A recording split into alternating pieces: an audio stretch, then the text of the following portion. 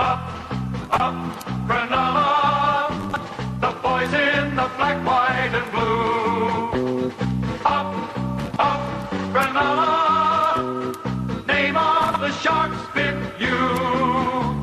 Sharks, Sharks, forever. Go out and play without fear. Now's the time to see good football, for the Sharks are here.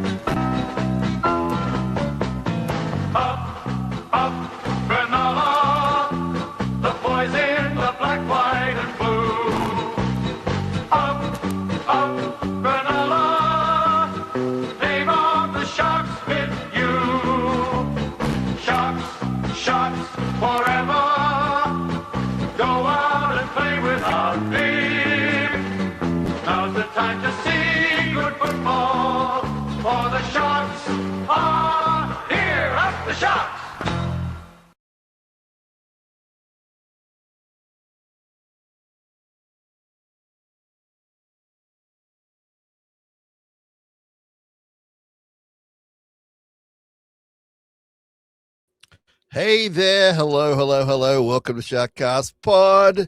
All we do is win, baby, on SharkCast Pod. And all we do is win at Brookvale. 5 in a row, club record. We could never win there before Fitzy. And guess what? All Fitzy does is win at Brookvale. Sharks win 48 points to 12. And I'm very happy with that result. We stay in 4th spot, but we are now equal 3rd with the Warriors on 30 points. We're 29 differential points behind them. We have we've got double the differential of the Roosters if we can catch up to them on 32. Just keep winning, baby. Keep winning. Sharks win. Big win. And it's my honor to be here, brought to you by Dyson Logistics, the Royal Mail Yacht Club in Port Hacking, and Jason Hawes at Cripps and Cripps Real Estate. Get our coffee from Mr. Paiselys. Lots of comments coming in. Keep them coming in. We'll get to them. We got people calling in. Stay there, Alex. I see you. I'll get to you. Call in anytime you want. There's links everywhere, and we will entertain you for the next while about the mighty Cronulla Sutherland Sharks, the greatest club in the history of the world. I am trying to keep this under wraps, trying to keep it a little bit calm. I don't know how much longer I can do that because this is a real team. This is legit, and we are just going so excellently. We'll get to all the stats. We'll get to all the moments. We'll get to everything we can. Appreciate everyone writing in. We'll get to the comments. I'm going to go straight to Alex, who's dialed in. Alex, how are you, my friend? Hey, Sam. How you doing? Good. Where are you? You've been at the game, haven't you? That's it. Roll call from Tuesday at the team list show. Excellent, brother. Thanks for coming on. And look at you. You got your, what are you wearing? What's that? Is that what jersey? Is it a jersey or a jacket? What are you wearing there? So it's the 60-year anniversary away jersey. Awesome, dude. Looks good. Tell me about your day. Tell me about your afternoon. What's going on? Yeah, so rocked up to see the Jets, put on a clinic. Yep. Pretty much 50 plus nil. Yeah. Which was quite good to see.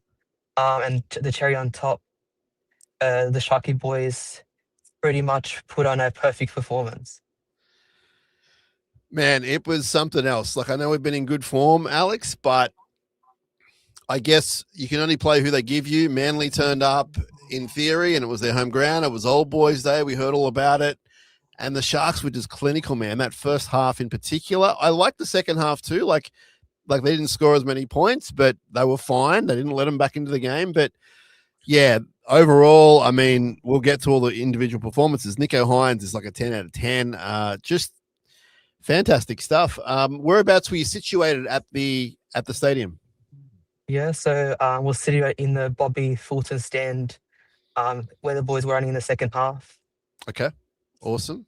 Who are you with? So pretty much on the corner post with a friend of mine. Cool. Excellent. Okay. Yeah, the atmosphere Yeah. was quite good at the start when Manly was going set for set. Yeah. Once the boys started putting their foot down and got to 12-0, it was quite quiet. They silenced the crowds for most of the rest of the game. Excellent. That's what we like to hear.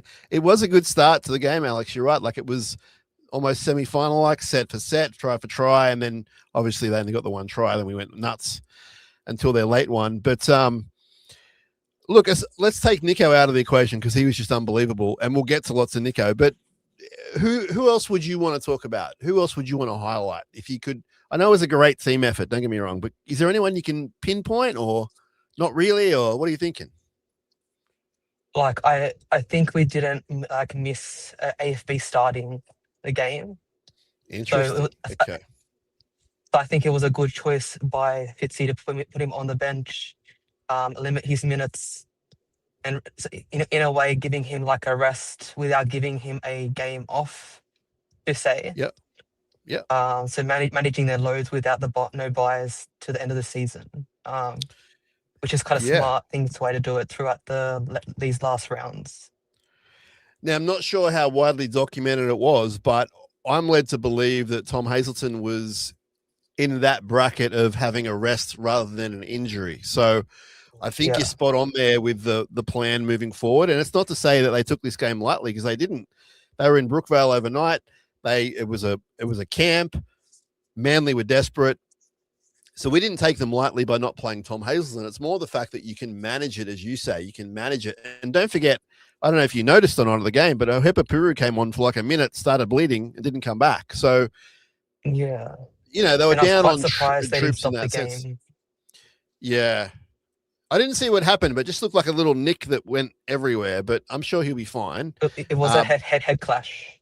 It was a head clash, was it? Okay. Thank you. Head clash, yeah. And Alex, what was the first year you remember supporting the Sharks? I don't want to give away your age or anything, but like when you look a little bit younger, when was your first sort of memory of supporting the Sharks?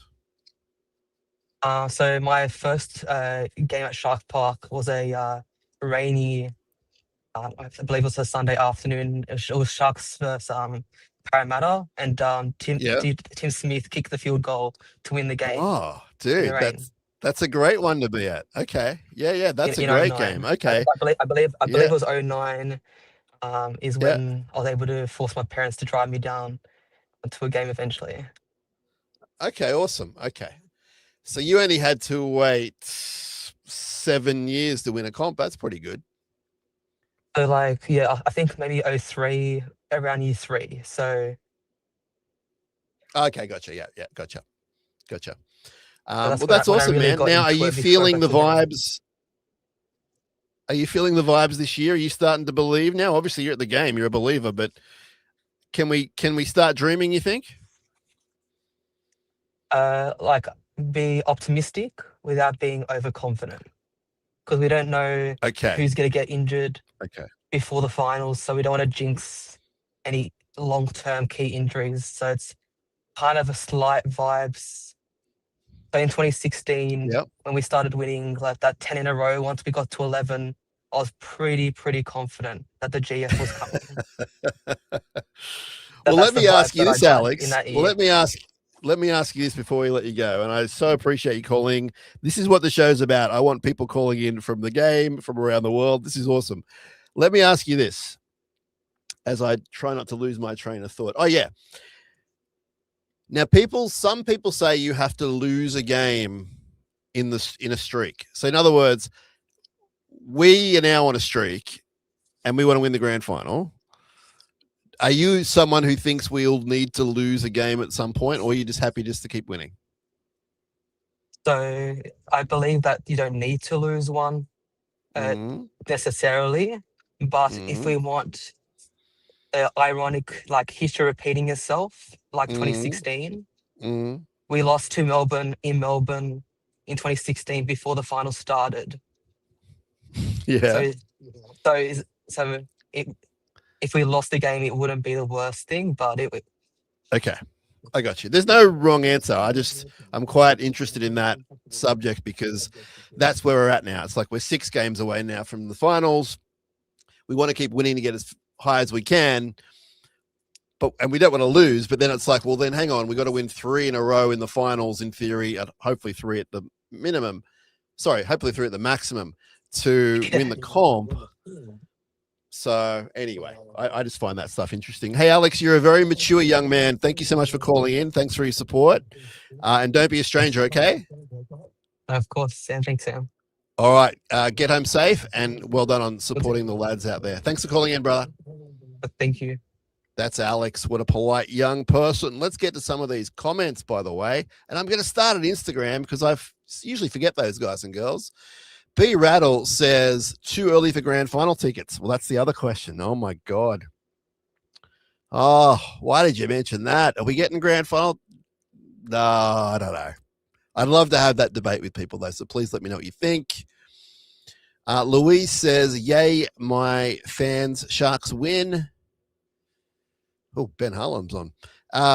Crispy 1937 says, up Cronulla, what a win. Bring on the bunnies. Yep, got the bunnies next week. Our man Jay says, great win. How good, 5 straight wins at 4 Pines. Great efforts from Talakine, AFB off the bench. Jesse Colquhoun was great. And Hines looking sharp, goal kicking so bloody good. Isaac says, I have a mate that's a Manly supporter and moved to Sydney yesterday, went to the game and left with 15 to go. He's not happy. Isaac, tell your mate that, we're feeling for him. Not too much, but a little bit. Jay points out great for and against as well, which is good. Willie 96 says, poor Manly reserve grade, half the Newtown starting side has shark caps. Club's in a good spot. Seems like everyone is finally fit right at the right time of the year. Thanks so much there. Different Jay says, up. He's got me speaking Frenchy. Since Lemasur Michalak has come on board, it's no coincidence Nico's game is in goal kicking in general, and goal kicking has gone up. Great point. And Danny says, Seagulls are now our bunny. Who would have thought back in the day? Man, they're our ancestors, Danny, and our older audience, and even our middle-aged audience are just rolling their eyes, rolling around wherever they are in disbelief at this ownership. Now, I'm going to get to our friends over here, everywhere else. Let's go. Steve had the first comment of the day. He said, up. Marky Horn says the Sludge Cup stays in its rightful cabinet. Absolutely. And we give a shout out to Donnie and to Matt and to the Rogers family. We got it back. We still got it. It's excellent. Great point. JJ M21 says, great result. Nico, man of the match. Little disappointed in the last 15 minutes, and the second Manly try was soft. The coach may be talking about this during the week. I take your point. Don't disagree. I'm not a little bit disappointed, to quote you, but I understand that, and I don't think it's a big deal, but I do understand your point of view there. And, yeah, thank you so much. Future Dude says, missed opportunity to put 50 on the Peninsula Dwellers, but beggars can't be choosers. They left a lot of tries out there, Future Dude. Nico looked dangerous more than ever. 26 consecutive goals and counting. Welcome to the Bold Club, AFB. Up, mate. Let's get the Clippers going. Let's just have a whole fan base. Let's just do it. If you all do it, I'll do it. Not 10 of you, but if thousands of you do it. Actually, you know what? That's a bad look and a bad vibe. Forget I said that. We're getting controversial. Forget I said anything. Oh, my God. Sharky Pete says, Nico on fire. Wes says, put Sludge on the Brookie KFC tonight. That'd be a great idea. Steve Rogers as the Colonel Sanders instead of Foz. I like Foz. I don't feel sorry for him, but I like Foz. Danny says, King Nico. Absolutely, brother. Ashley says, good win by the Sharks. Even the Sutherland Sharks beat Rockdale. So great weekend to be a Shark. Danny says, how good is that win? Perfect and even better. It was at Manly on Old Boys Day, where Manly were looking for their 500th win at Manly and their 1,000th win of all time. Someone's been doing their stats. Sharks just doing shark things. All right. Now, I'm not going to leave this gentleman waiting very long at all because he's been kind enough to call in as well. Here we have an OG Sharkcaster. Now, we don't love We don't love parts of the audience more than others. If you're a new Sharkcaster, we love you. If you're an OG Sharkcaster, we love you. I'm just pointing out this guy's an OG. Here he comes. Nathan, how are you, sir? What's going on? Good evening, Sam. How are you doing? Fantastic. Top of the world. Can't bring me down. People are trying. I can't be brought down. It was amazing. Great stuff. Great stuff. Talk to me, please. How good was that? I love betting, man. Like, yeah, it's as good as betting St. George. Yeah, I'm with you on that. And I think a lot of our younger listeners wouldn't understand that. I know a lot of them do their research and know the history. Yep. But, you know, I know people who, well, let me just say this. A semi-regular Sharkcaster who is in the media world is in a tipping competition, which anyone can go look at on a certain radio website. And he tipped against Cronulla. He tipped Manly. And it was because of the historical reasons. And we all pulled him up on it and said, what are you doing? You're kidding yourself. But that's how far back the history goes, you know. Yes. Greg Hartley said that we'd never win a comp under him, the whole thing.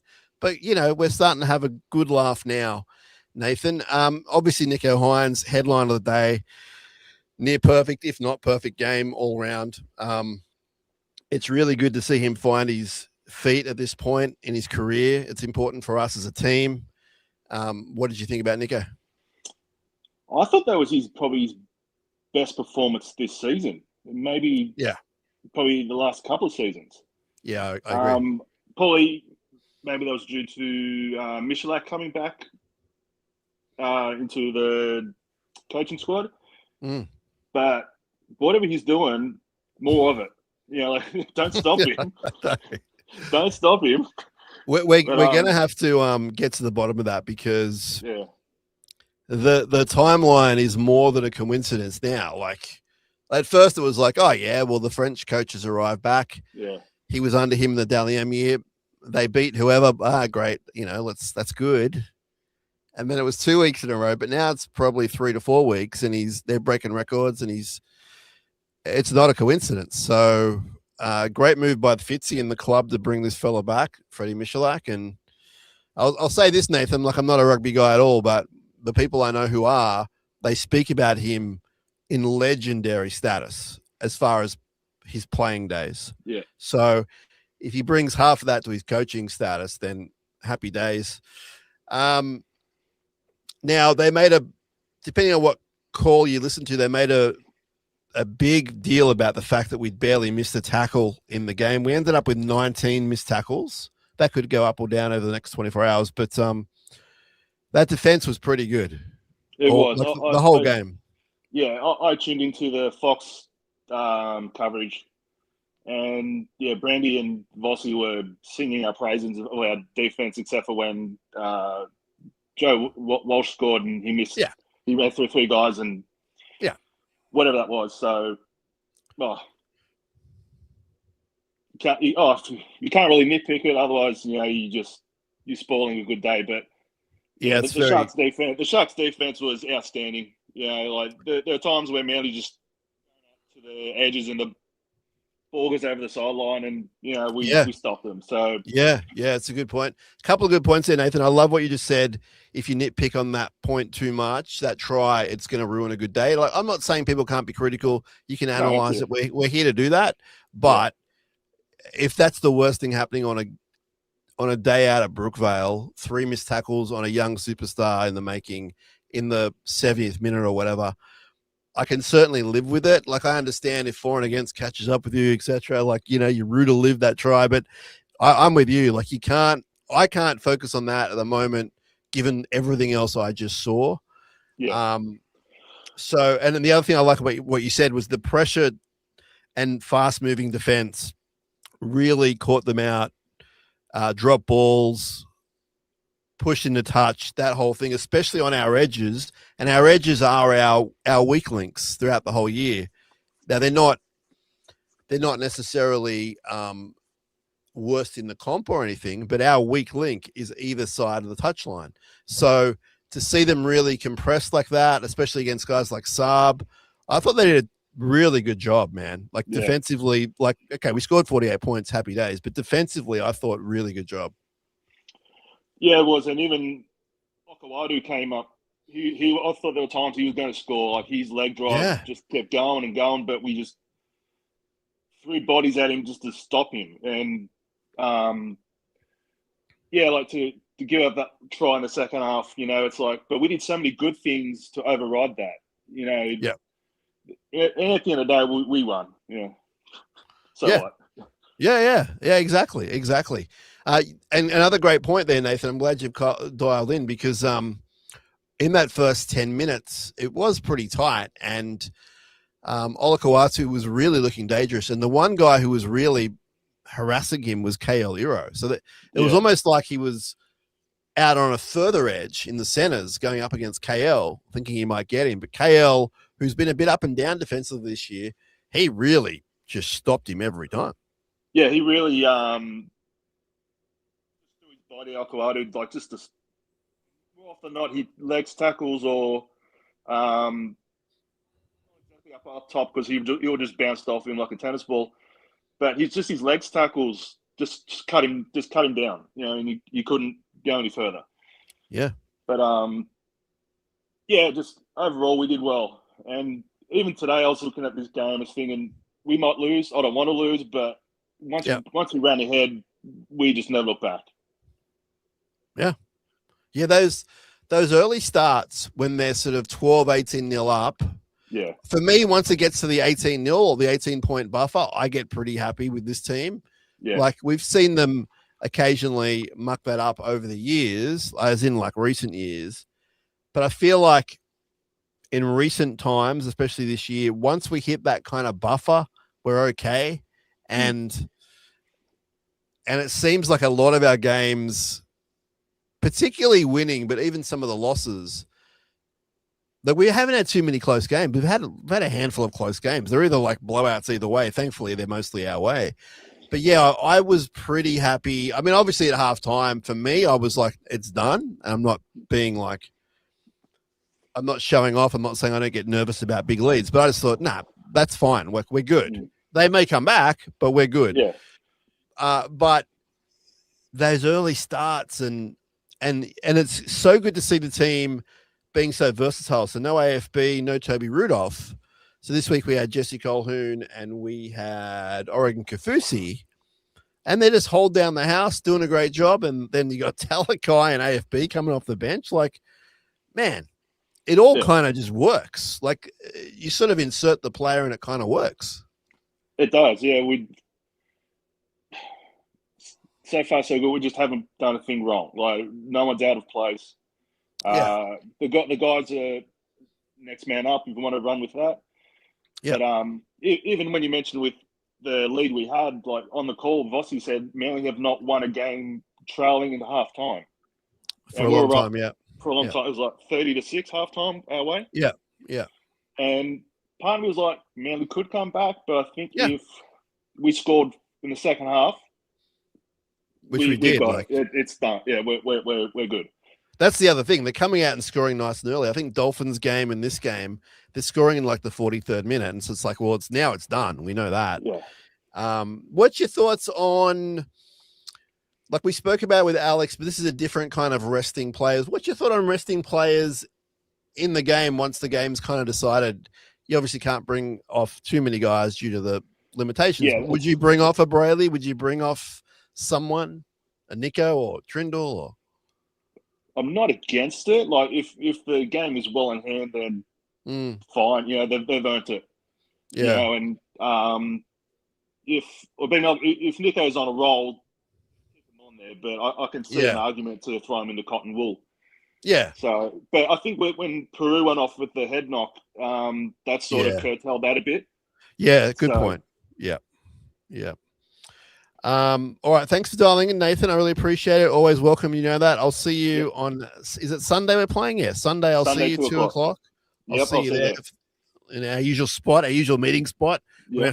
We'd have to reveal where that is. We've got a usual meeting spot. So I look forward to seeing you there, my man. And thanks again. I really appreciate you dialing in. No problem, Sam. Have a good one. You too, brother. That was Nathan and OG.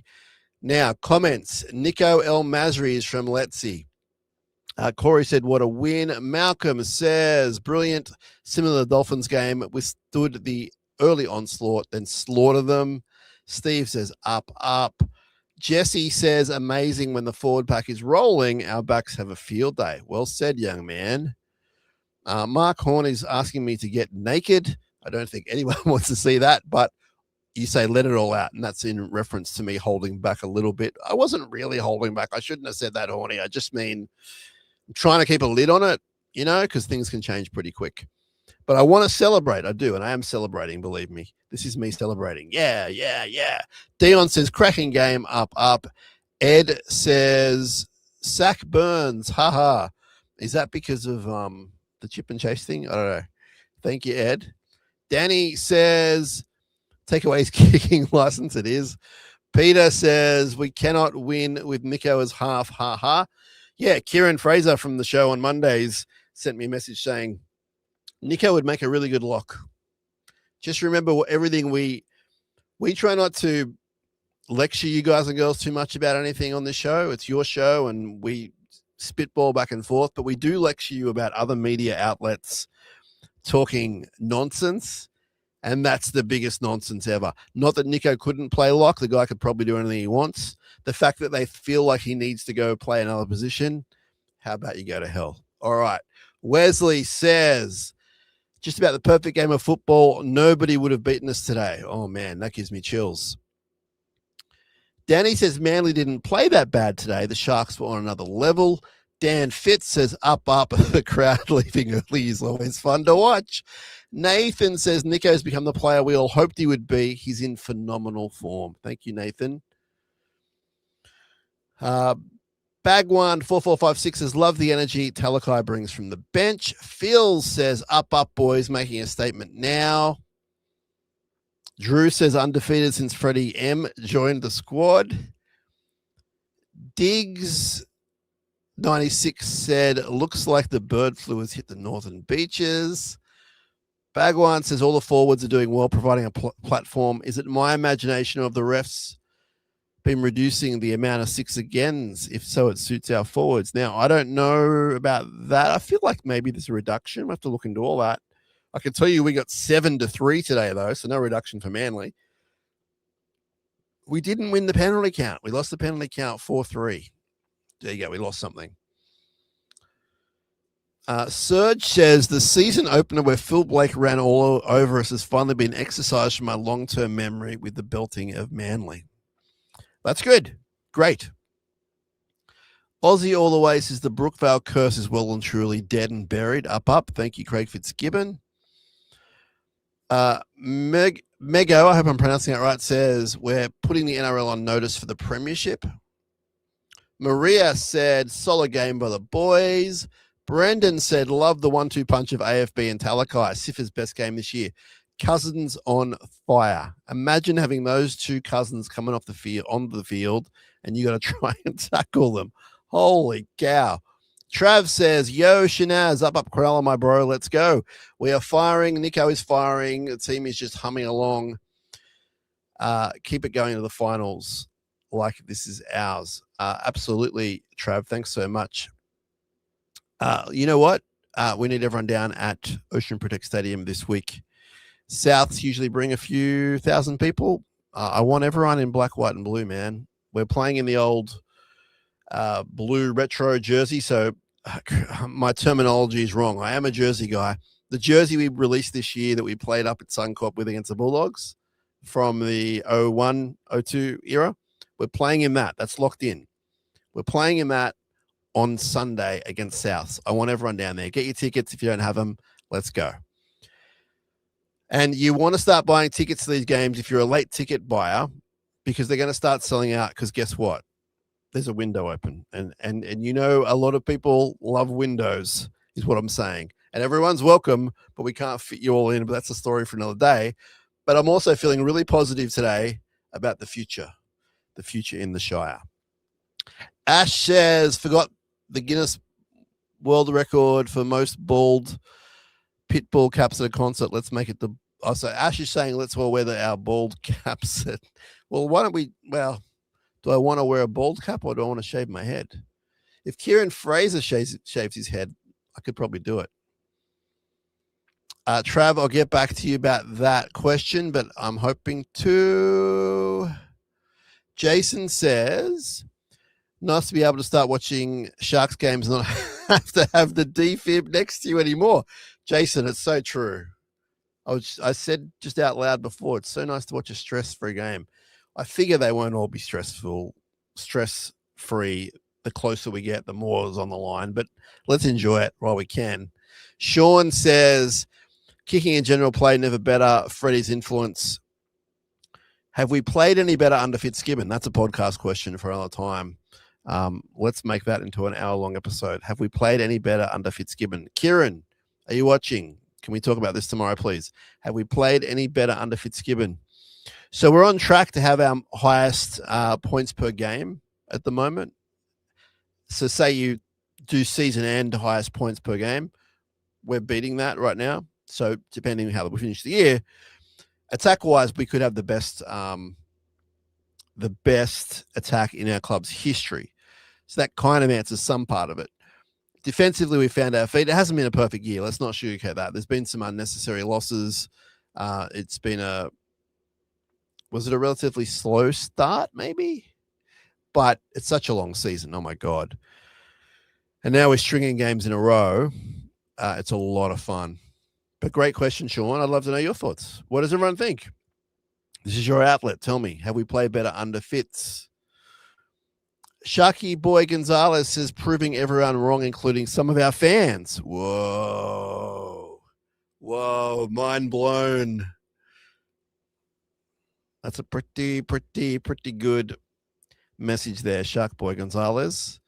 If I had a prize today, you would win it. I don't have one today.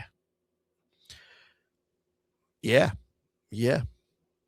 Blair says, what a game. Everyone firing up Cronulla. Thanks, Blair. Love winning 101 says, the other coaches must be shaking. Here come the Sharks. Rabbitohs will be next to get destroyed. Waz and Shooks were coming for your spot in the ladder. Yeah, I'd like to. I want to finish top 2 just quietly. Not just quietly. I want to finish top 2. Let's see what we can do about that. Luke says, simply a Hines masterclass today. Kim says, up. Was at the game. Great seeing the stadium start to leave after Siffer's try. Great stuff, Kim. Wesley says we could have scored a few more, to be fair. Absolutely. Kirk says Nico's kicking has been amazing, not just his goal kicking, but his general play has been so much better. He's eliminated his lollipop kicks with pressure or long kicks. Dennis, I'm not going to read that out, but I'm so confused by that. Ed, and hello to you, Dennis. Ed says Blake's running game was immense and shifted momentum when tight in the first 15. Billy for halfback, i.e. the kick at the end. We're going to get to all that stuff. There's so much to get through. Sammy in Canberra says, well done to the boys. Great win and great today. I'm so very happy. The boys, Ronnie, Nico, and Will K, and someone else scored for me today. I don't know who Chief is, but great stuff. Thanks, Sammy. Hope you're well. CJ said a great team effort. Up. Hope you're well, CJ. Alan says, great win. Do you think Michalak has made the difference in the way we play? I think it must have, Alan. I really do. And we'll try and get to the bottom of that because, look, I mean, I want to credit the players. They're obviously playing to a new game plan. Was it the first try that Will scored where they went crazy from the kick and went through 14 different hands? That was like something out of rugby union, like good rugby union, not the boring stuff, like good rugby union. But I think so. I think, Alan, it's not a coincidence. Dion said, pretty sure Tom was okay watching him run around and train from my balcony. I think Dion lives down at Woolooware Bay. Yeah, I'm very much heavily hinting that he was rested just as a maintaining good health going into the finals. Wes says we only had 10 missed tackles before Joey Walsh scored. That's great. Let's said Tricky will be up there when Dally M night comes along. I'd love to get another Dally M this year. Peter says, has Nico been having a kicking coach? Well, he's definitely had one in Freddie Michalak since he's arrived in the last month. I would say they've definitely been helping out there. Before that, I couldn't answer that accurately. Grunge Meister Fuzz is a thumping 3-grade win.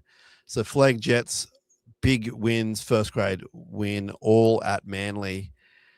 Have the Sharks entered an alternate dimension? Loving all 3 scorelines. Great point, Grunge Meister Fuzz. Thanks again for having the best name in the business and also pointing that out. The Jets had a great win. Hamlin, Braden Wille was starting prop with Toby Rudolph. Liam Eisen went nuts. I had the stream of the game on, and really good performance from a bunch of Sharks out there. So future's good, man, and the depth is good. Greg says Nico Hines 100 fantasy points. Hook it to my veins, up. So his fantasy team's going well. Daniel says, love to see Nico killing it again. Our man, Tom's a great man. Tom's seen a lot of Manly Cronulla games. I thought Manly would offer a bit more, but then again, they're not a good team. Sharkies looked very comfortable throughout. Thanks, Tom. Hope you're well. Hopefully I'll see you next week. Patrick says, where are our fan knockers now? Fan in inverted commas. I said after round 3, the last time we lost the first 3 rounds was 2016. They all said we aren't good enough. And now, look, Patrick, I mean, people are allowed to have their opinion. I'm with you. I'm on your side. I think that people in general, no matter what team you follow, are just so easy to be critical of teams and players.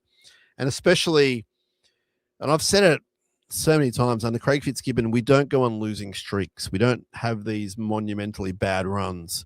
Everyone's happy. Players aren't walking out of training. You know what I mean?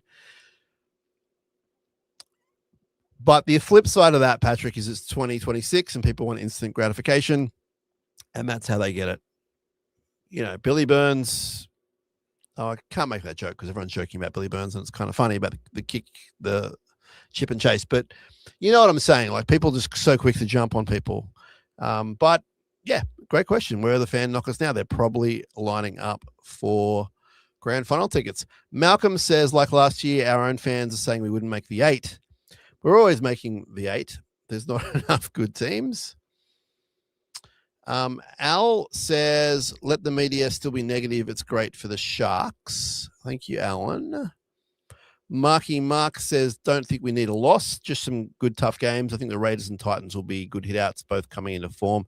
Yeah, so it's a great point. Like, I think Souths won't be a walkover next week. I think that the Dragons have shown some improve. They'll want to fire up at their derby. Titans are looking good. Raiders are looking good. Melbourne last week, they're not going to roll over. It's still not an easy way in, but there's definitely so many winnable games there that's the exciting part.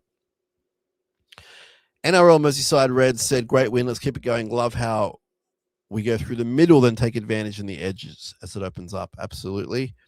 Jack says, up. Thank you, Jack.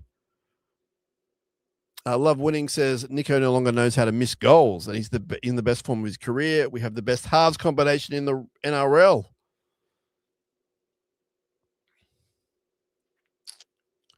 Grunge Master Fuzz says, poor Burbo made the mistake of trying to headbutt the speeding cement truck called Sifa Talakai. Hey, thanks everyone for the comments and calling in and that kind of stuff. I've still got to get over the Insta and hit those people again. Great stuff. J-Man says, thanks for coming, Northern Eagles. Battle of the Beaches comes home back south where it belongs. Shout out to Teague for rapping Olakawatu all night. Yeah, he was pretty good, wasn't he? I thought KL and Teague did a great job over there. CJ's doing well. That's great to hear. Marky Mark says, defense was elite. Nico's running game was on point. Sifa's run off the back fence after we scored was so good. All-round great team performance. Daniel says, Manly are our sons. Dion, whose wife is a Manly fan, said he thinks she's on the balcony burning her Manly clobber, her Manly gear. Great win. Well, we send our regards. I'm sure we can get us some Cronulla stuff. Luke says, no BHU, no Hazelton, Toby Rudolph, and Big Tuku playing today. Do we have the best forward depth in the comp? It's got to be up there, right? I mean, Uele had a comeback today after a fair stint out, as did Toby Rudolph. And I think you'll see Toby come back into first grade sooner rather than later. Tall Tom had a rest, for want of better words. And Chuku, didn't seem to appear, did he? So, no Tuku today. So, it's very good. I'm very happy with it. Robin says we are on fire. All right, let's get back to our friends over on the Insta. What do we got here? Hello. Hello.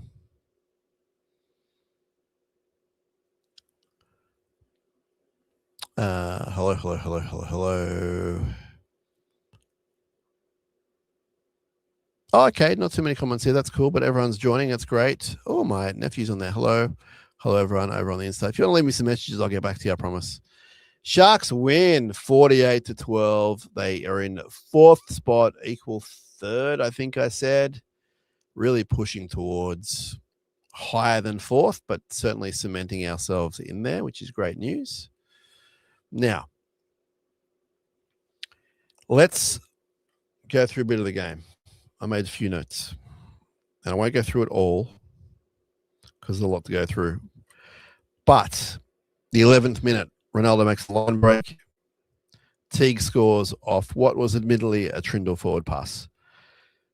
We go up in sixes every time, so 6-0. Kale Iro has a tackle turnover on Hamale Olakawatu, so he forced the ball out of him, which was great.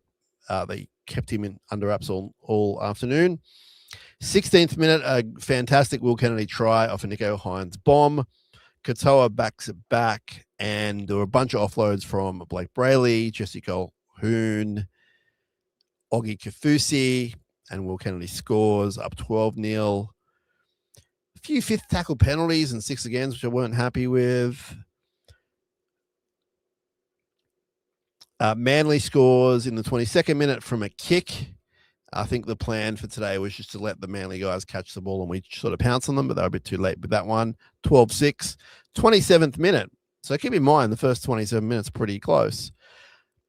Ronaldo try from a beautiful Harbour Bridge Trindle ball.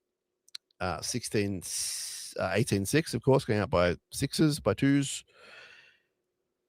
A line break from Britton, Nicara, and Jesse Ramian forces a dropout.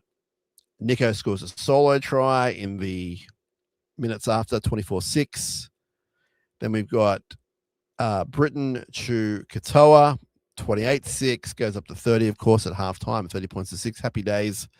44th minute, Ronaldo tries. They come out and they've just absolutely put the foot down. Nico try assist, quite easy. Nico's getting them from the sideline now. 51st minute, Nico line break into a Siffa try, which everyone loves to see. 66th minute, Euro try from a Trindle kick.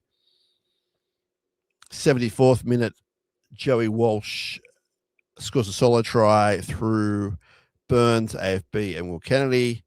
79th minute, not sure if we'll hear more about this, what the factors are around it, what he's got waiting, but Jesse Ramian, high shot on report. Sharks win 48 points to 12. Nico Hines has kicked 26 in a row. I think the modern day record is 35 or 36. So see how he goes there. But that was the tail of the tape as far as the game went. And we'll get to some player stats in a sec. But Daniel says, I've been thinking about this for the last month. When is Will Kennedy going to have a bad game? Week after week, he keeps performing at such a high level for me. He's now an elite fullback. So a lot to take out of that, Daniel. Obviously, a lot of praise for Will Kennedy, which you'll always hear on the show when he plays that way because we adore the bloke. He's just so wholehearted. I don't like the talk about when will he have a bad game because maybe be around the corner. But you're 100% right. Week after week, he's at an elite level.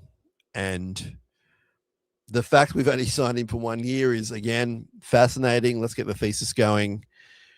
It's probably good business sense until it comes and bites you in the bum. At the moment, it hasn't.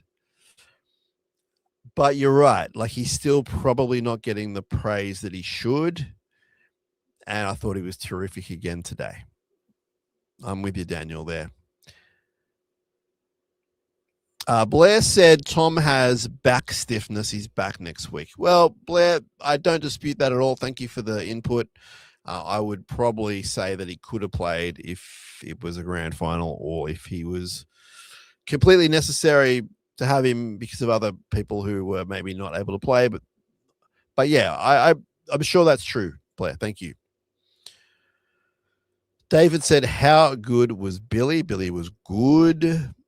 Adam says, good evening, Sam. That was great for our for and against. Another win to my call of winning the rest of the game. So Adam said we're going to go all the way, or at least regular season, which I like.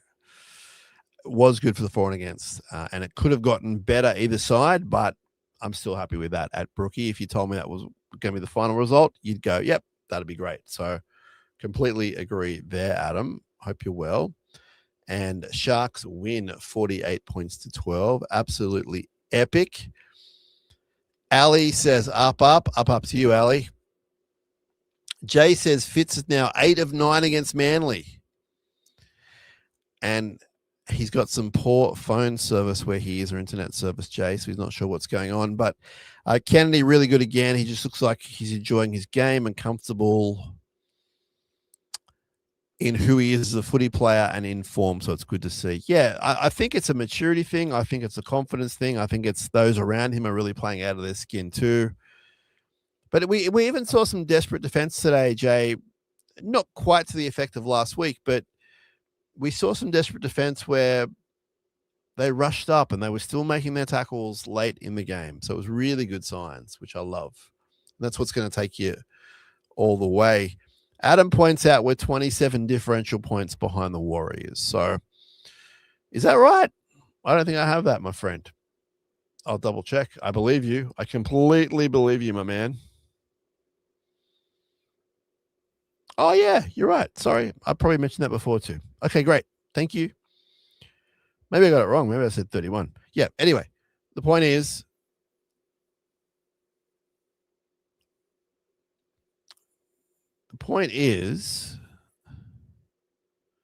wait, what am I looking at? I'll just take your word for it. I can't. Oh, I see. Yeah. Okay. Now you're right, of course. You're right, Adam. Absolutely. Great stuff.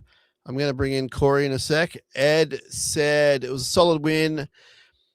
Pleasingly, I believe the team can get better. A couple of small penalties and drops, and that's exciting. I think you're right, Ed. I saw a bit of clunkiness in a couple of sets. It's not really worth talking about, but I think you're right. Also, Adam, I apologize. I was stalling over the for and against thing. I was just looking at something, and, you know, I need print to be like 5 feet long for me to see things. Okay, so let's bring in my friend Corey. Hey, how are you? Good, how are you? You look different. Yeah, this is gone. Is that because of every player on the Sharks team doing that? How do you feel? It must be a bit cold where you are. Yes, it's freezing. We're being like a top of about 12 degrees and the mornings are like minus 0.5, so it's a bit chilly. Well, you're looking good. How are you? You all right? Yeah, not too bad. And this is also part of a stupid bet I made. Oh, nice. Well, you look good, man. Look good. Thank you. Yeah, so that was... I like to say that I'm part of the bald army because every ball player on the team's going really well. So you are now. Yeah, mate, that was... Yeah, talk to me. Talk to me about the game. What's going on? Loved pretty much 75 minutes of it. I feel like we dropped off a little bit at the end, but some of the boys were tired. You know, you get that when you're up by 40-odd points. Yeah. But yeah, pretty much if we just dial down the penalties a little bit, I think we would have kept them to about 6 points in the end. Overall was really happy. Like Nico was just had the ball on a string. Like unbelievable. He was just so good. And I actually think Billy Burns played really well too. Yeah. Like for me, I think he was like Nico and Billy for me were the top two. Interesting. Okay. And then I really, really love AFB off the bench. I think, I think he's still got like a slight little injury somewhere, But yeah, I'd almost be tempted to play him off the bench remainder of the season if he keeps playing like that. I mean, you could, especially like in a finals game. It would be risky in the sense of, you're keeping your most experienced guy off, to start. But when he comes on, so really it's more about the guys starting, because we know AFB is going to come on and do a job. That's fine. You can tick that box, but it's just about the guys starting. And I thought the two Manly props and their forward pack, they looked pretty good for the first sort of 15 minutes. Like, it's not like it was an easy game. And I thought we held them to a certain degree that was, a tick. And I thought that it was a back and forth game, and our guys got the job done. So I think as long as we're confident that a Colquhoun and whoever the other guy is, whether it's Hazelton, whether it's Kaufusi, as long as we're confident with that, Corey, then I don't mind AFB coming off the bench. I think just whatever works for the team is clearly what's going to win the comp for you. Yeah, definitely. And, I would love to see us do what we did today to like a full strength. So I know Manly were missing a couple of players, but if we play like that against, let's say South next week and they're almost full strength, I would nearly be tempted to say that we're probably the second best team in the comp at the moment. Well, I got bad news for you, Corey. Next week they're going to be missing Latrell, Dave Fafita, Cameron Murray, maybe some more. So, that's okay. I don't mind. I don't mind. Hopefully, yeah. I know what you're saying, though. I agree with what you're saying. I know what you're saying. Yeah. We're going to come up against a fit team at some point. It might be in the finals. So, we need to make the most of days like today to impress and to please and to get everyone on side. But week to week, it's just going to change, man. Like, I think South will probably be really competitive next week. They've got a lot to play for, and I feel like South's games are never particularly easy, but no. Wayne Bennett coach, etc. So I'm not taking anything for granted. People are saying, are we going to win every game? And I'm like, well, it's certainly possible, but I don't know. I couldn't say they are, like I can tell you that, but I wouldn't know, to the honest truth. I look at it and go, I don't know, but we're in great form. Like, our worst game in the last 2 months was against the Roosters, so. And that's one game. Yeah. They're obviously in, terrific form. What did you make of the rest of the game and the players? Like, who else? You said Nico and Billy. Is there anyone else you want to sort of pinpoint? Well, I feel like pretty much all of the back line. I think they said on Fox Sports that everyone in the back line got over 100 meters for the game. So easily. Yeah. And like, pretty much out of everyone, I kind of think that maybe Jesse had the quieter game, but they all ran over 100 meters, so they did their job. Like, I agree with that. Yeah, it's not all about, the backline score and tries. Like, I would rather every forward score a try and every back get 100 meters for us, because it means that they're actually doing their job in the way I think anyway. Yeah, and I think when they all play as a team, a guy like Britton Nico, who's come under a bit of scrutiny, excuse me, he finishes the game with 65 meters, but he's got 2 line break assists and a try assist. Yeah. And he's made 20 tackles, no misses. Yeah. I don't know if you saw, they had a stat up on Fox Sports, the missed tackles. At one time, Manly had 45 and we had 9. Yep, that's true. I back those guys. I work for them, and yep. If you're after some stats, we are the best in the business. I've been there 20 years. I'm just speaking from my heart, but it's all factual, man. And just if you want to talk about meters, Corey. So the back 5, Nico Hines got 120. Oh wow. Now, the starting forward pack, none of them did. Kaufusi went real close. But A, they held their own and did a job. And B, Fanua Blake and cousin Sifa Talakai off the bench both get 130 meters each. Whoa. So it all kind of just evens out, I know some people are like, that guy didn't get that amount of meters, therefore he had a bad game. Well, we know that's not true. But we also know there is some merit in that stat. Yeah. But when you look at this, it's like, well, Braden Trindle had 1 run for 9 meters, but his mate had 12 runs for 120 meters. So it doesn't really, as long as someone does it, it doesn't matter who does it, right? Exactly. And like, I was blown away about how good Nico actually was.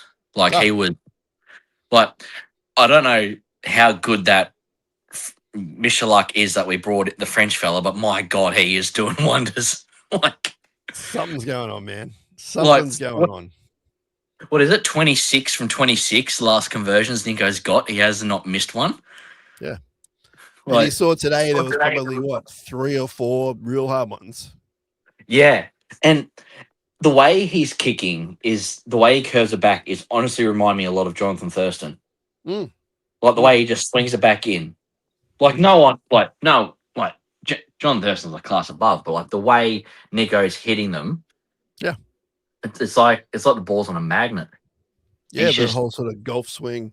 And I think that might be an influence of the new assistant coach, because Nico has done that historically, but now he's just relying on it. Like he's really pushing it. Yeah, it's pretty much like he's kicking, like in his brain he knows, oh, this is going straight through. It's like that's how confident he's kicking. He's like, this is going straight over. I know it. Yeah. It's funny, like he has this reputation in certain circles of being really unconfident, like really hesitant, a bit nervous. And we've seen some of those traits throughout his career. But week to week at training and in games, especially the last, I would say 2 years, there's none of that. He's almost got the chip on the shoulder rather than the woe is me kind of thing.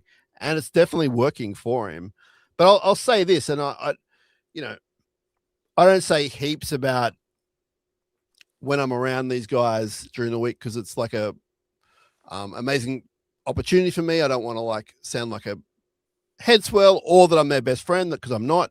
But when I see this guy around his teammates, kind of away from cameras, like Nico is, the cheekiest bugger you'll ever meet. He is a tall, well-built, talented footballer, man. And he backs himself. Like he would back himself in anything against anyone. So I'm glad he's sort of going away from that.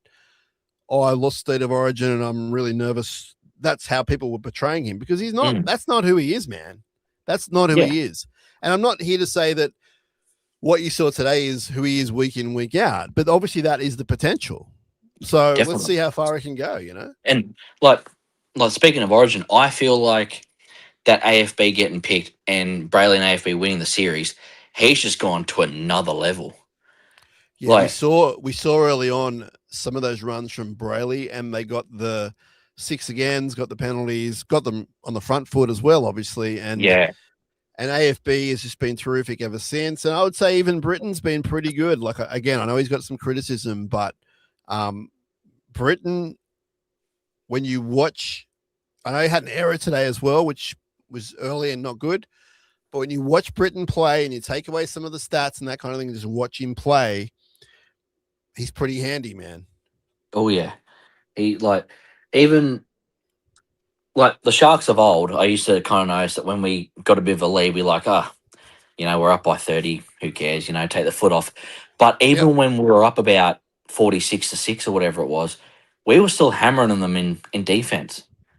Yep. Like we were saying, no, you're not getting that. I think with about 20 minutes to go, it might have been Manly did not get out of their 10 until the fourth tackle. I'm like, we're up by so much. The boys just like, nah, let's just grind them back. And we saw that last year on the run to the finals, probably later on, but after that dreadful Brisbane game and then moving towards the last round against Canterbury and then the finals, we saw that. Like we saw that kind of line in the sand business. So maybe they started a bit early this year and want to get their groove on. I don't know. But yeah, it was terrific. Terrific performance. It's going to be interesting this week. Adam points out that the commentators are saying they're the real deal this year and they're getting a lot of praise. And you'll see on all the shows tomorrow night. There's 3 different shows on. You can watch 4, I guess, technically. And it's going to be, they were terrific. They were awesome. Nico was great. And then it's going to be, but can they do it? And, you know what? It's a fair enough question to throw out. They're going to obviously labor on it, which is going to annoy all of us. But that's going to be I would say, the headlines this week for Cronulla. And that's fine. Like, I'd prefer that I don't even talk about it. So let's just keep doing our thing, because every week's getting better. Just give a shout out here to Anne. Anne said, I knew the Sharks would win because, hey, they are the best team. Well, we agree with that. Yes. And our friend Lush in Melbourne said 2 weeks ago, he said this, and he'll say it again, I can't see us losing another regular season game. Now, I would have preferred him say, Corey, I can't see us losing another game this year. I would have felt more comfortable with that, but that's not too bad. And he also says Nico's last 3 games have been near perfect. Yeah. Scotty says Talakai FB coming off the bench into a tiring team is scary for the opposition. So we sort of covered that, but it's very obvious to see. Phil the Fiery says good to have momentum at the right time of the year. Stay healthy. And then Adam says, how did Puru pull up after the game? So I don't know. We'll find out. There might be a HIA situation there. I'm not sure. Yeah, he didn't look very good. Yeah, he looked a bit startled the more I think about it. I was just saying, when I was watching the game, I was like, oh, it's just like a little nick, because it was like, and they sort of covered it up. But then I saw the replay, and then someone else reminded me just before. And then when he went off, he didn't look fantastic. So hopefully there's nothing in it, but we'll have to wait and see on that. We do have troops waiting and coming back, but we all love Hohepa, so hopefully he's there. And Sean points out that Nico's defense has been first rate, a huge improvement. So forget all the attack and the goal kicking. His defense is really good, which is a really good point. I think probably one thing I noticed too is that one of the Joey Walsh try. Yeah. When they missed a couple of tackles and Nico was there, you could actually see like on his face, he's like, I could have done that better. Yeah. Like, you could actually kind of tell in his face, oh, crap, like, I've let the team down. I could have done that better. And I don't think he'd miss another tackle. Like, I've noticed previously when they missed a tackle, they're like, oh, like, I can't really get back. And then sometimes I might stuff up the next time. But when Nico did that, he's like, no, I'm not letting that happen again. I'm going to keep this momentum going. It's almost like they're starting to believe the whole Last Dance thing. And, I think to a degree that's been exaggerated, and to a degree it hasn't, because we are going to lose Katoa, Ramian, we're going to lose Talakai, we're going to lose McInnes at the very least. I think ULA might be on his way as well. And Harodi too. And Harodi, thank you very much. So there's a bunch going, and they've all been really good servants. I guess the only reason I think it's a little bit of a exaggeration is that the rest of the guys are sticking around. The whole spine's sticking around. The forward pack's sticking around. Yeah. But it is almost like the coach and the players realize that, well, Katoa and Ramian, they've been out on this side of the field for almost 10 years, maybe, 8 years. They've been in the system for 10 years. And they're going to the Cowboys. We're going to play against them next year. That's going to be kind of weird. Talakai is off to Perth. That's going to be strange. McInnes is going to France for 3 years, etc. Harodi's going to be at the Titans. So it's almost like they're starting to realize what we all realize. It's like, if you want to win it with these guys, this is the year to do it. Because next year would be great if you want it too, but next year is going to be a different looking team, to be fair. Yeah. And, next year might even go better, but with how the Jets went today, they're outstanding as well. And I really do feel like that Fitzy has like given them a rocket when they needed it, and I really do feel like that the belief is there, because every run that I'm seeing Katoa do, he hits spins, but he's gaining like another 10-15 meters after that, and then he's got like the little go-go juice going. He's always fidgeting and always doing stuff. Yeah. I'm loving it. Yeah, and I think you're right. I think that when he got stood down for a week or two, it would have been a reminder and a wake-up call to all of them, but especially to him, that if he gets a chance to come back, he's not going to sort of let it go. And he's been really good ever since. Sione's always going to have a moment or two in a game that'll kind of make you scratch your head, but the general business of what he does is really great. And he's our winger this year, and there's just no disputing that. Like, you can have your favorites, you can have young guys, you can have the whole thing. Our number one winger is Ronaldo Militalo, and number two is Katoa. And that's how they're going to line up, unless there is injuries or some horrific form slump, which you wouldn't think is coming individually. I mean, so I think the coach is doing really good. I think he's doing stuff behind the scenes that has got him really getting ready for the final series. And it's a little bit like, the Laurie Daly thing where everyone wrote him off. And don't get me wrong, there was stuff to criticize about Laurie's Origin coaching. Like, I get it. But I think people went a bit too far with that. And he had the last laugh, and people sort of forgot who he was. He wasn't some dopey guy who's coaching or a former Fox Channel 9 analyst. He was Laurie Daly. Like, there's maybe 2 or 3 other better Blues players in the history than him. He'd be in the top 20 league players of all time, maybe. Like, it's Laurie Daly. He knows what he's doing. Yeah. And I think with Fitzgibbon, there's a reputation in some circles saying, like, oh, he's a bit lenient on them. He doesn't yell at them. He's happy to make the finals. But they forget who he is. This guy would, like, go to war for his team, particularly at the Roosters. He would do anything for his coaches. He'd do anything for his country and his state. He's done everything in the game. He's gone overseas to play. And he's had a terrific coaching record so far. But people still kind of like go, oh, he's a bit lightweight. He's a bit chill.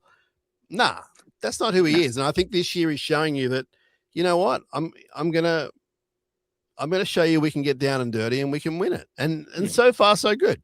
Yeah, I had a little bit of a giggle when I was watching the game because Andrew Voss said Fitzgibbon every week looks like he's down to the last $10 in his bank account with how serious he looks. And I had a little bit of a giggle to myself. I was like, he's very serious. But like, that's the thing. He doesn't need to show emotion on camera. It's what he does behind the scenes. Yeah. And I think he's like a black belt in jiu-jitsu or something. If I pissed him off, I'd be terrified.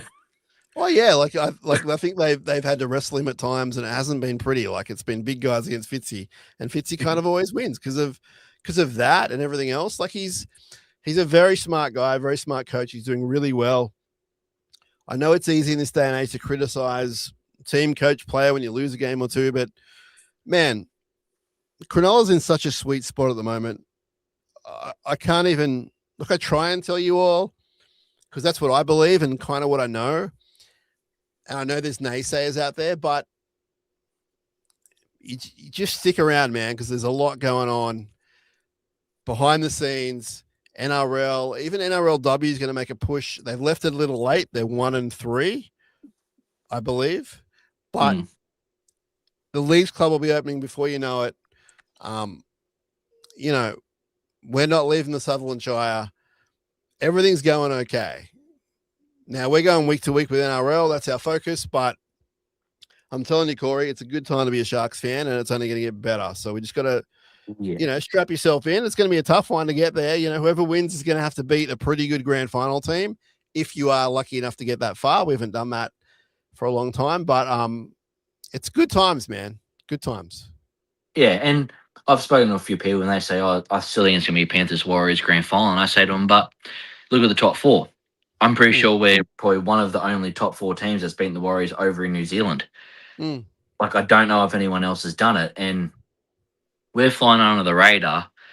The only game for the remainder of the season I'm worried about, and it's a big what if that they've got is the Melbourne game, because if they are on the brink potentially making the 8, like, you're going to get like a Craig Bellamy Storm that's got like Billy Slater and Cameron Smith playing in it pretty much. Like, that's the only game that has me worried.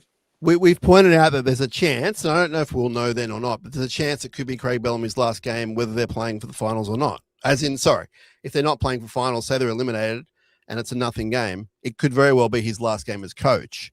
And if you don't think they're going to try and win for that guy, then forget about it. So that's going to be a really tough game.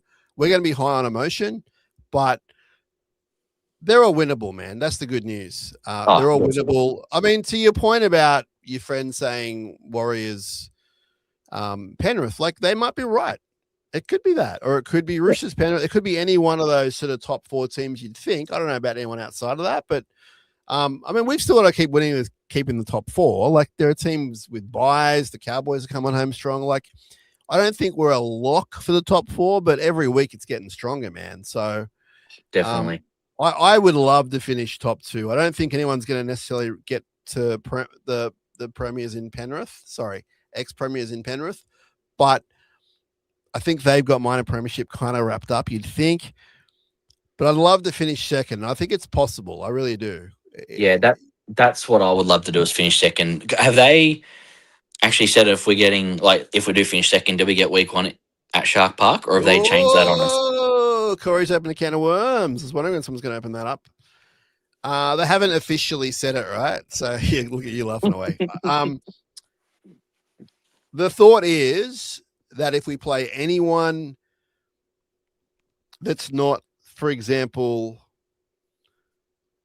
the Dolphins, no, not even the Dolphins. Yeah, like the Dolphins, the Cowboys, an out-of-state team, but a team that's not huge. So the Warriors, forget about it.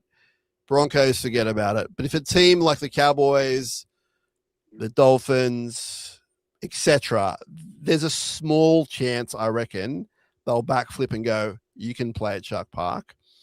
The leaning, though, is no, you'll move it somewhere else. But I think that, for example, if we're second and we're playing the Roosters in third, I truly believe we'll have the choice of where it might be, or at least a number of choices that are not Allianz because of their home stadium. Now, I think that the NRL will try and push you towards there and go, you know what? It's going to get a big crowd. You'll be the, da. But having known Dino a little bit and Mace, I reckon they'll be like, we're not playing at their home ground if we're the home team. So yes. I think you'll see, a Parramatta venue pop up. You might see Homebush, although I doubt it. I don't think anywhere else will be an option. So let's wait and see and all that stuff. We're a bit away from all that, but that's the way I think they're leaning. They haven't officially, there's nothing in black and white that says they will not play there. And if it is, it hasn't been released to the public. There is a strong leaning towards, we'd prefer you not to play there. And I think there's a small chance that if it's the Cowboys or someone, respectfully, you don't have an amazing traveling audience, you might get away with it. But even then, you're shutting out Cronulla fans. So It gets a bit messy. But we probably spent too much on that anyway, my friend. But my point is, though, although I don't mind talking about it, I just think that, I just want to do it. I've said it before. I want to do it just to annoy people, I think we got a good chance of winning anywhere as a home team as we do at Shark Park. I think Shark Park probably helps a little bit, but I only want to play there to annoy people. That's where I'm at in my life. So we'll see what happens there. Exactly. Anything else you want to say, Corey, before I let you go? Hopefully going to try and get to the Melbourne game. Cool. Because I've entered it in that raffle that Lukey Lewis is running. So hopefully I get that. If not, I will be buying tickets and getting down there and cheering the boys for the last regular season game. Yeah. As long as we beat those dastardly Dragons in a couple of weeks' time, I'll be over the moon. I think we should. It's going to be a tough derby, but I agree with you. I will say, Corey, and I'm not speaking for the club. I don't get paid a cent by them to say this. I'm just saying, with home games, like if someone is thinking about going to a particular home game, I'd purchase when you realize you are going. Like, don't leave it the week of if you can help it. I know you're talking about a different situation, but just as a general blanket rule, for example, this week Souths, I probably wouldn't leave it till Thursday, Friday if I was going and don't have a ticket. I'd jump on now or tomorrow morning and go, I'm getting a ticket. Because these games start to sell out. The more you get that, as you know, that hot fire, that run, people come out of the woodwork and they want to see 2016 again, and they're going to sell out. So that's just a general rule for everyone. But obviously, live your life how you got to live it. And let's make sure that we connect if you come down for that game, please. All right? Yeah, we'll definitely do my best, because I actually, last Sharks game I went to, I ran into Dan. Oh, yeah. Didn't see you, but like Dan's Oh. hurling abuse at me while I'm over there, and As he should. And I had an absolute blast down there. It's the greatest stadium in all of Australia. It is. Better than Allianz. It is. Now, our friend Luce said the Melbourne game is close to sold out. There's only a handful of GA tickets left. So I'll get onto that in the morning. The other thing is, you can, I don't want to get in this whole thing about advising people about tickets, but if you buy a ticket and it's a hot event, you can probably get rid of it and get your money back, etc. You won't profit off it, but you can get your money back. Someone always needs a ticket. So that's just a thought. But we'll talk to you before then, my friend. Thanks for calling in. Really appreciate it. I'm glad to see you. And enjoy the win, my friend. Will do. Sharks by 14 next week. All right. You heard it here first from Corey. Thanks, brother. Talk to you soon. See you, mate. Bye. Bye. Thanks, Lush, for your ticket info. Thanks, Corey, for your time. Grunge Master Fuzz says, got to acknowledge Sharks' first NRLW win this weekend in Canberra. Great to see them back to winning. Absolutely. Did a little video on social media for that. I have to apologize. There weren't as many eps last week in SharkCast land as there usually are, but we'll work on that. We'll get back to our best, but definitely a really good win and timely and much needed. So congrats to that team and that squad. And yeah, we did talk about it a little bit, but absolutely you're right. Thanks for reminding me. Adam says Penrith play the Warriors and the Roosters in round 23 and 24. That's delicious. So do we want Penrith to win and then we keep winning and we jump those teams? Or do we want, how do we want this to work, Adam? You tell me. But that's interesting. Thank you for that. Nulla Boy says great results. I hate saying Lush says every few years there's a fairy tale run to the grand final. Tigers, Cowboys, Sharks. It feels like we might be up for another dream run. It might be the year. Maybe we can get the New South Wales government on board to refurb the stadium, especially with the NRL potentially buying in. I hope that's all true. I forget the New South Wales government. There's no government stuff. Not happening. Not going to happen. Appreciate the idea. And it should happen, but not going to happen. Wes says Penrith rest players if they're well ahead as well, which is interesting. Now, what else have I got here? Adam says, what's my thoughts on the NRL buying us? So, Adam, I think we need to word that a bit differently. I don't think it's about buying us. It's about buying the stadium potentially. So let's keep this in mind that we're just spitballing here. Peter V'landys did a tour of the new club, Leagues Club, which is opening soonish.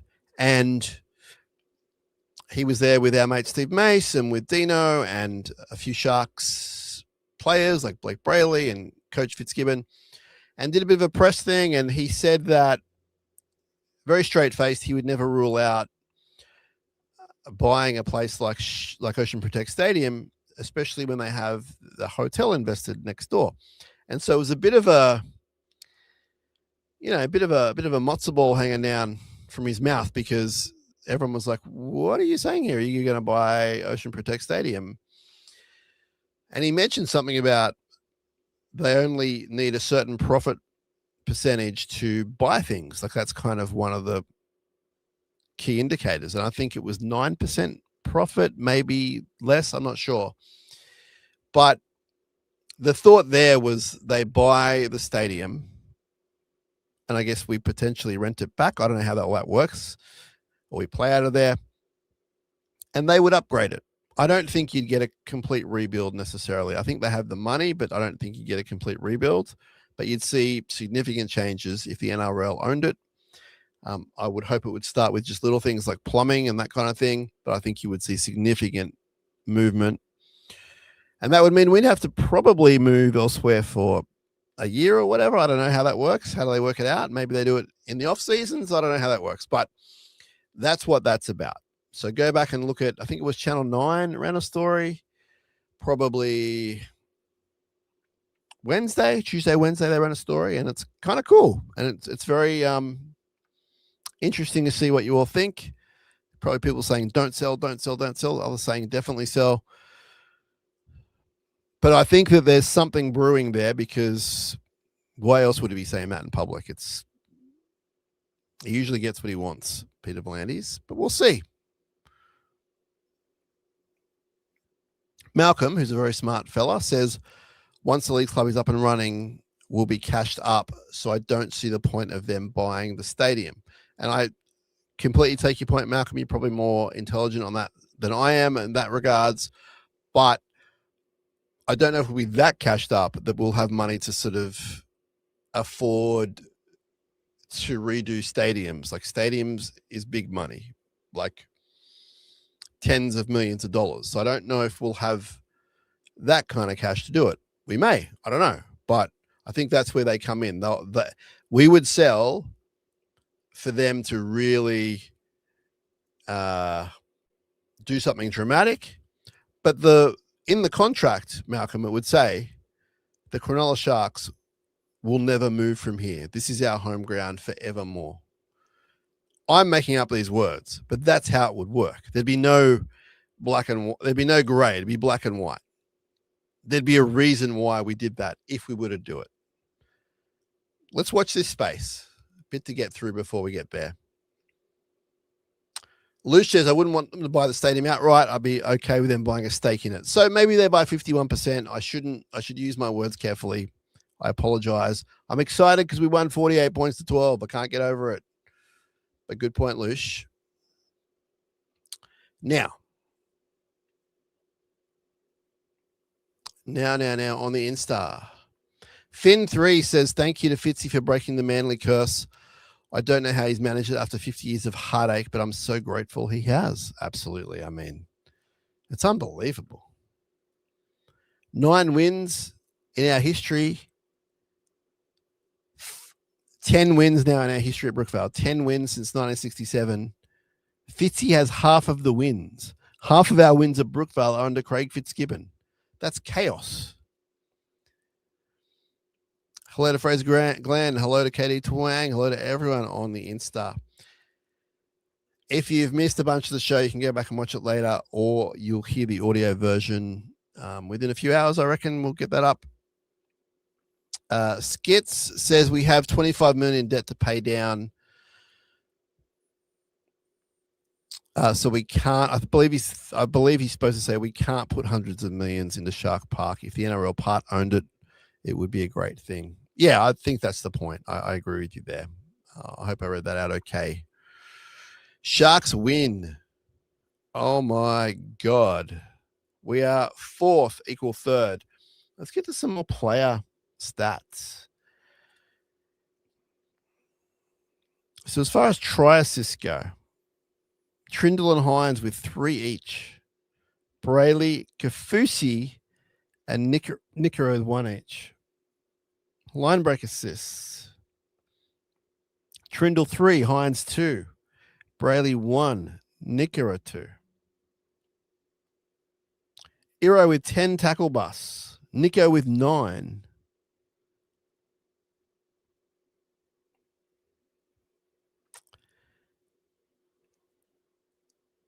Nico did the bulk of the kicking today, or the majority of the kicking, I should say. 9 kicks for 350, 6 for 200 for Trindle. Billy Burns tried to kick. As far as meters go, Ronaldo Militalo almost 200. Next best is Katoa, then Fanua Blake, then Talakai. Hines with 4 offloads. Should we just go through Hines' stats? 1 try, 8 from 8 goals, 25 or 26 in a row, 20 points, 120 run meters, 9 tackle busts, 4 offloads, 3 line breaks, 2 line break assists, 3 try assists. 21 tackles, a few misses, a few errors, 9 kicks for 350 meters. Holy cow. Thanks, Skits. I got that message. Thank you very much. So just a breakout game from Nico Hines again. Well, that doesn't make it a breakout, I guess. Yeah, I thought Cam McInnes was solid. They were all solid. Let's not kid ourselves. They were all terrific. Now, next week we have South Sydney coming up, and that's in a week's time. And Adam is saying they said 9 line breaks on commentary for Nico, not for Nico. Line breaks 3, 6, 9, 10, 11. Yeah, I don't know what that means, my friend. But they're the stats I'm going with. Oh, tackle bus. Sorry, let's have a look. You're saying 9. I'm saying 9 too. Yeah, that's right. That's what I got too, my friend. Hopefully you're watching the Fox coverage. If you go to foxsports.com.au, you can get the stats. A lot of talking going on. Sharks win. So, South next week in a week's time. We know it's going to be a challenge. They got a lot to play for. And they do have guys out. I believe Fafita won't be there. I believe Latrell won't be there. I believe Cam Murray won't be there. Potentially someone else. And that doesn't bother me here or there, but I prefer it that way. Like, I prefer them not to be at full strength because I don't need us to prove a point at this time. I just want us to win because we're on our way. And a good mate of the show, AJ, who does the league scene, social media, and podcasts, he said that, thanks, Wesley. Yeah, Dave Fafita's out suspended. Thank you. AJ said, oh, Shanaz, litmus test tomorrow at Manly. And I went, no, not a litmus test, because I'm not picking on AJ. I love AJ. Just bring up a chat he had. There's no litmus test anymore. Like, the tests are done. We're coming fourth. We got amazing points scored. We're defending really well. Everyone's playing out of their skin. We know what we can do now. There's no test. The test has been passed. Now it's what you do with it. And you might call a prelim a test. You might call a grand final a test. You might call week 1 a test. I get it. But I'm saying now, week to week, there's no more tests when we play these teams. We know we can beat them on our day. So let's make it our day. On our group text, our man Clinton was not feeling it before the game. And I said, well, it's going to be whoever wants it, right? They're both pretty good teams. Whoever wants it more is going to win. We wanted it more. We won. It's kind of that simple sometimes. I'm very happy with the performances. So let's just keep it going, man. Keep it going. It may not be this smooth every week. We know that. Newcastle was tough last week. Nico Hines' kicking and some of our defense got us home. That's what I mean. It's week to week now. It's not about a test. It's not about proving yourself. Today on the coverage, Vossi and Brandy, my colleagues, were talking about statement made, statement. It's like, I was like, yeah, you're right. But also, we're not here to make statements. We're not here so there can be a headline on a TV show. We're here to win the comp. So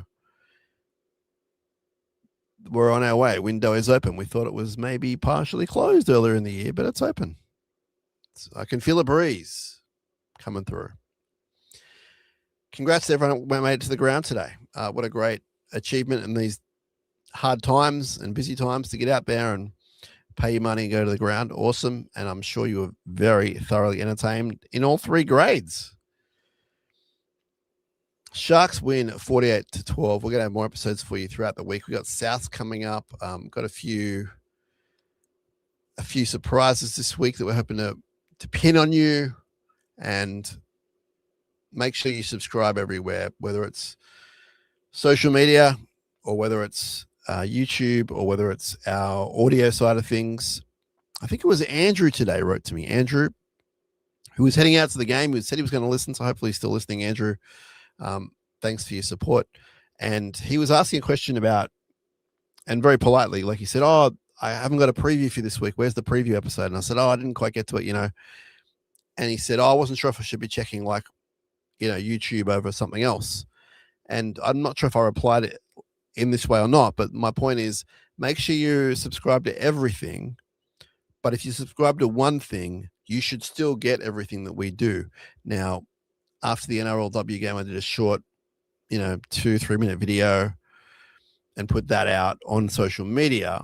I didn't put it on YouTube, but it was most places, although it wasn't audio as well. So that's what I mean. I try and hit everything at once. So if you're on at least one subscription with us, which is free, you should get everything. But if you subscribe everywhere, you will get everything. I'm making no sense at all because we just won a 48-12 at Brookvale. We own Manly at the moment, which is a lot of fun. And I'm going to get out of here. Thanks to everyone that dialed in. Really appreciate it. Thanks to everyone that's left all these messages. I really appreciate it. Thanks to everyone who consumes what we do. I completely appreciate you guys and girls. Tag us in your photos. Go nuts. And we'll have a good time throughout the rest of the year. Adam says bye. Goodbye, Adam. Different Adam said to have a breakdown of the Newtown game. Who scored? I can probably look that up for you. I can tell you that I was watching it and Liam Eisen was going nuts. That's for sure. So let me just do something here and let me see how we go. And I'll just keep you entertained as I talk. Let's have a look here. Big win for the Jets. Huge win, which they needed. They haven't been that terrific of late. Good to see our friend Braden Uele back. Second week in a row, I think. So getting some minutes in there. I'm just trying to load something here. Excuse me. Stretching out time. Maybe I don't have it on me.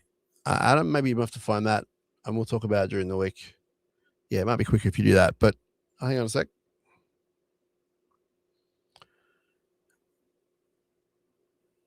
Riley Pollard definitely scored from a Liam Eisen. Assist, possibly Brad Fernley. But I don't have an actual list. I can tell you that the front row was Uele, Beryl, and Toby Rudolph. Back row is super talented. Jackson, Lavender, Harrison Hassett, and Sam McCulloch. I love the halves, Riley Pollard and Taj Ford. Some Sharks and future Sharks here in the back. No wonder they won by so many. Liam Eisen at fullback, Chris Vale off to Perth, Sam Stonestreet on one wing. Riley Jones in the centers with Michael Gabriel. Your bench was Brad Fernley, Big Felix Vartili, Xavier Cacciotti, who's unbelievable young hooker, and John Tay Beetham. So, yeah, thanks for that, Adam. But yeah, it was a very good performance. If you have Bar TV, you can watch it. If you can get a link to it somehow, it's definitely worth watching. Wes says, love your work, up. Thank you so much. Ed says, thanks for what you do, brother. Most appreciated. Thank you for saying that, but also thank you for the support. Troy says, good to see Toby get some game time. Yeah, he'll be back. Steven says, worked out since the Bulldogs game magic around the team is only conceding on average 14.5 points. That's pretty amazing. Thank you for that, Steven. So terrific stuff all around. Let's just keep it going, eh? Let's keep it going. It's going to be an interesting ride because it's hard to be this good every week, but they're giving it a good shot. I think the number one thing is that defense. Just keep defending like your life depends on it, and you'll probably win most games. We'll talk to you all soon. Up Cronulla, extremely proud of this bunch and proud of our fan base and SharkCast Universe worldwide. We will talk to you all soon, and there's only one way we're going to leave this show tonight, and that is by doing something like this. And if the graphic says post-game show starting soon, it's not. It's finishing. See you later. Up. Let's go, baby. Talk to you all soon.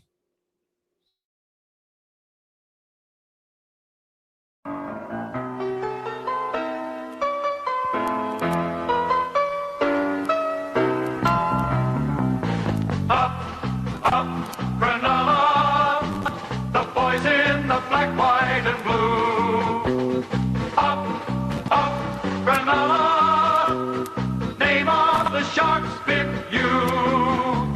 Sharks, Sharks, forever. Go out and play without fear. Now's the time to see good football, for the Sharks are here.